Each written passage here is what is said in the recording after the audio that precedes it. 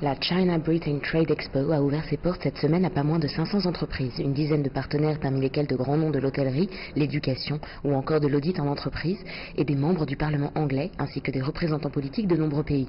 Cet événement couru et sélectif a été pensé à la fois comme une plateforme de networking et une source d'information pour toute entreprise ou institution ayant des rapports avec la Chine. Je viens du milieu de l'événementiel et de l'édition. Cet événement est né du besoin pour les entreprises de développer de nouveaux marchés à l'international. De nombreuses compagnies britanniques se rendent à des événements tels que celui-ci afin de comprendre ce que le Brexit implique réellement pour leur business et son futur. Le marché chinois est le plus important marché à l'international et regarde de près le tourisme étranger au Royaume-Uni et le nombre grandissant de touristes chinois.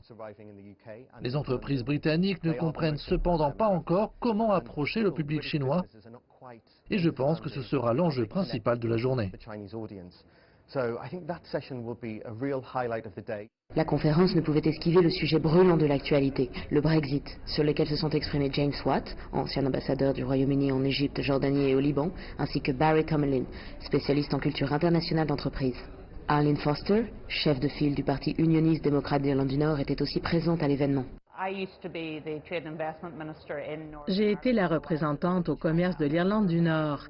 J'ai visité la Chine plusieurs fois avec des entreprises d'Irlande du Nord venant chercher des investissements chinois.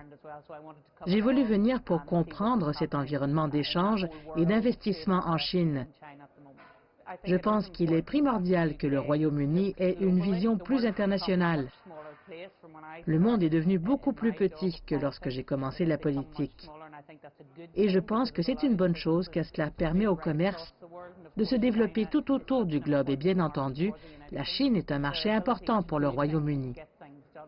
Je pense que leurs compétences à effectuer les choses sont formidables.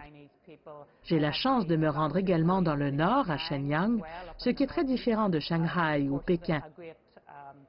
Belfast est également jumelé à Shenyang, ce qui permet de construire de très bonnes relations. Mais le Brexit était loin d'être le seul sujet abordé lors de l'événement. Boji, représentant en chef de l'école de commerce de la province de Chenkang, s'est concentré sur le management cross-culturel et comment transformer les challenges en avantages. Je crois en la beauté des différences culturelles. Confucius a lui-même dit que la diversité apportait l'humanité. C'est la croyance chinoise et c'est pourquoi dans notre culture nous acceptons les différences au lieu de les rejeter.